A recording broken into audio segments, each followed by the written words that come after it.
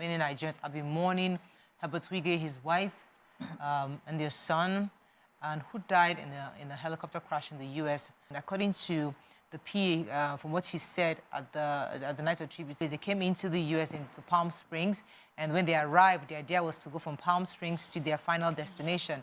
And then they had their bags. They couldn't put their bags in a helicopter, so they had to get a vehicle to carry to convey the suitcases to their final destination. But he said he was supposed to enter the helicopter, but he realized that as a PA, when I get there, I still have to wait. I can't sleep until those luggages arrive. Yeah. That's my job to ensure. So instead of going on the helicopter, let me go with the luggages and stay with the luggages so that we go and arrive at the same time.